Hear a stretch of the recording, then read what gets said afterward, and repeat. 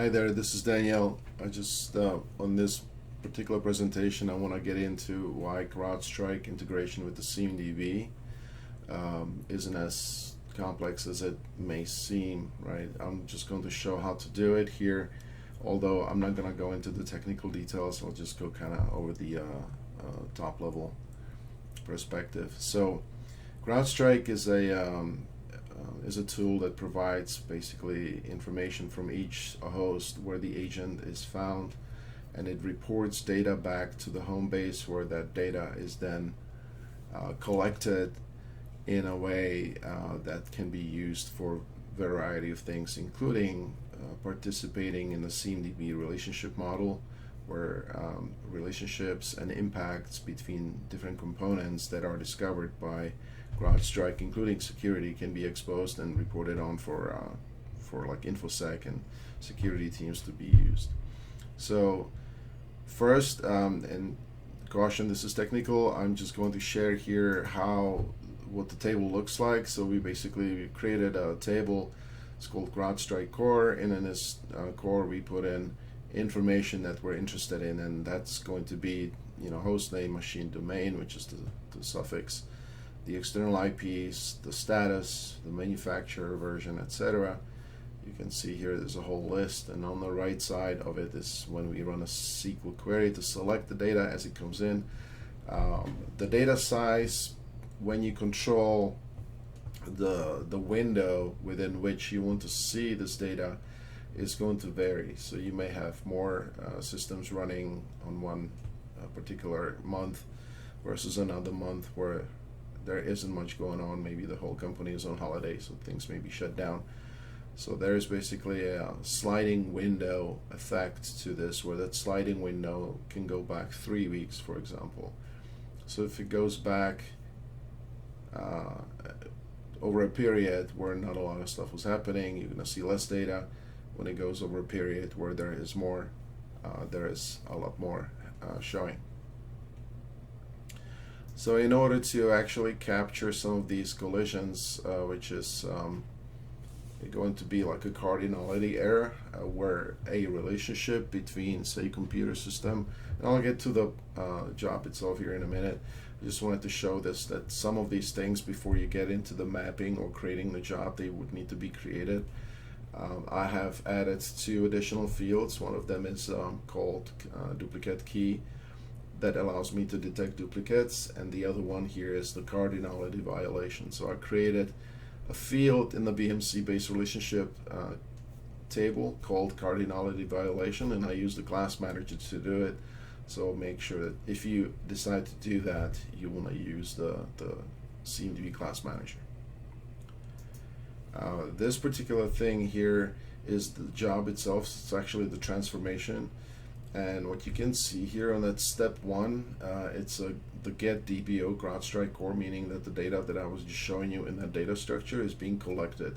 So this is where the transformation goes to get the data, and out of it we create a computer system CI, and then also the LAN endpoint CI, and then additionally whatever other classes we care for. So in this case it would be operating system, the BIOS element information, and the CrowdStrike agent version, because there may be cases where we are looking for things where the InfoSec team wants to know where the updates have been done. Since CrowdStrike has this, the way they actually report on this data isn't easy. It's straight from CrowdStrike. It's you would have to create a report and so on. So when you put it in a CMDB and break it down into a relationship model, where computer system that's hosting a LAN endpoint CI, which should be 1 to 1 technically, or 1 to many if there's a network card that's capable of multiple access points, can do that. That relationship then would be achieved through this BMC hosted access point relationship.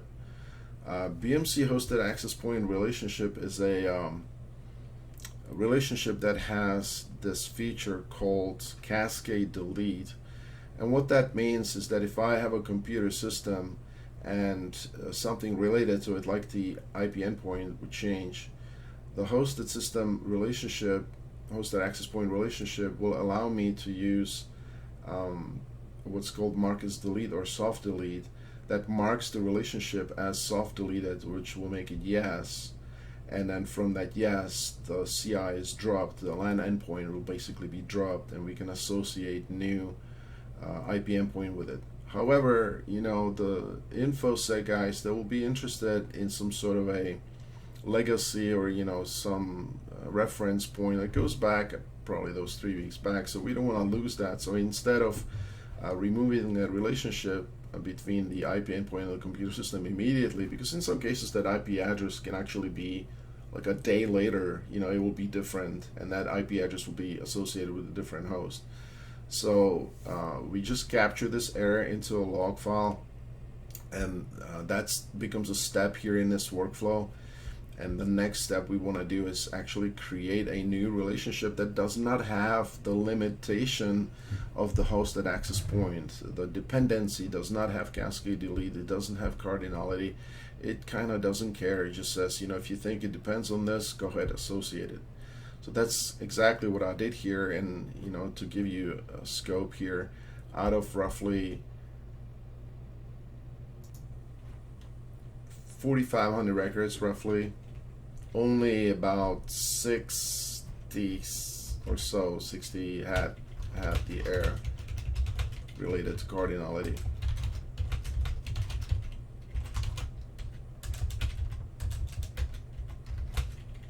Violation, right? Violation. So in order to not have, not prevent this relationship from being created, we want to have the cardinality violation captured and actually create that additional relationship to that host. So what does it look like actually from that perspective of, you've created a dependency relationship to this IP endpoint, which I'm blocking out of here, but the message here is that in the cardinality violation field, I just put an IP address found and associated with two hosts, so that InfoSec actually knows what that error message means. And this particular message I pre-code into the SQL query that runs, and I'm going to get into that here in a minute. I just wanted to show here like the difference. So here, this particular one is the IP endpoint relationship between the computer system and the LAN endpoint. It is still within the CrowdStrike datasets. It has not been reconciled, although it does show the reconciliation ID has actually happened here. So they can get reconciled and they get put into production so that you can see those in the BMC asset dataset. But we do want to have that message in there for those that are extra. So if somebody looks at this a host here and they see, oh, okay, the IP address is found associated with two hosts, they now know they can take an action on this, or they can actually ignore it or whatever they want to do. So finally here, this is the SQL query that gets the data out of the table that I created earlier, right? So you saw the definition of the table there and then how to query it, but in actual practice, before I put it into the CMDB, what I need to do is I need to determine that I'm only looking for data that's 3 weeks old or less. So I have a declaration of a function up here where the declaration shows give me the host name and all the other things. But when it comes to the BIOS, I want to probably concatenate some things together. It just says, hey, the BIOS is created by this manufacturer and the version is such and such. That just helps people understand what the data is. Here in this case, I'm stripping out the dashes from a MAC address. So it just gives me like the actual MAC address, so you can do a match on that. And then down here, I am classifying hardware for category 1, processing unit for category 2, because it's the computer system.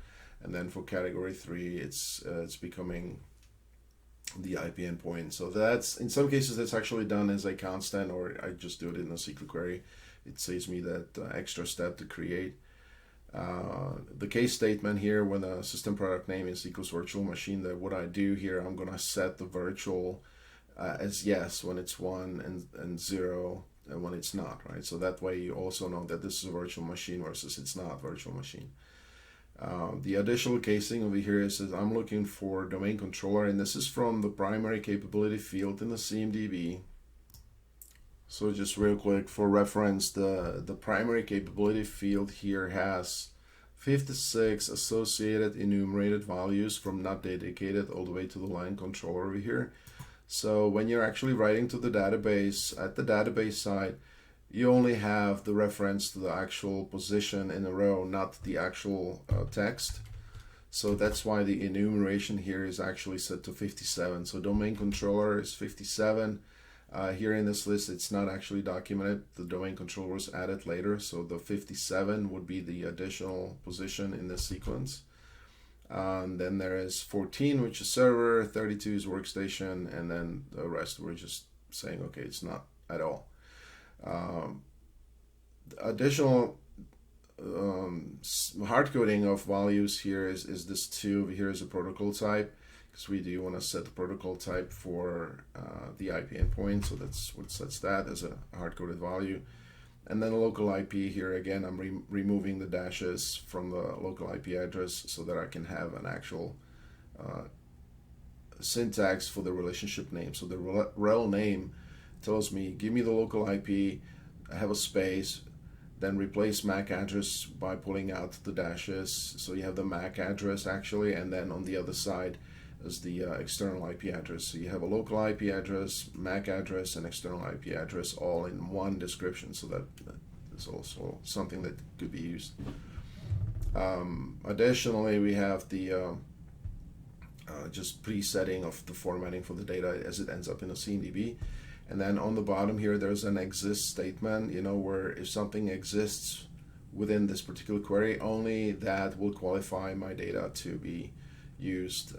That goes back up to this declaration here where we're just saying, hey, look for greater than 3 weeks ago, and within that syntax, only pull that data in. So the site name, I'm not using the real Azure zone. I'm just putting that in because it's specific data, and I want to have that shared in this recording. So, all right, what are we doing then here again? So back to the CrowdStrike integration with the CMDB, with the SQL query table, adding a couple of extra fields, showing the progress of the workflow that collects this data, and then how that actually ends up running. So by the way, as far as like timing goes, I found that running it from the casing host, which is like a remote gateway, basically that's not hosted at BMC, it took about an hour and a half to run, but from the BMC side, it ran 5 minutes. So, the performance is going to be different. I just wanted to add that bit in there. But yeah, thank you for watching. Please comment in the sections below to see if you have any questions. Thank you.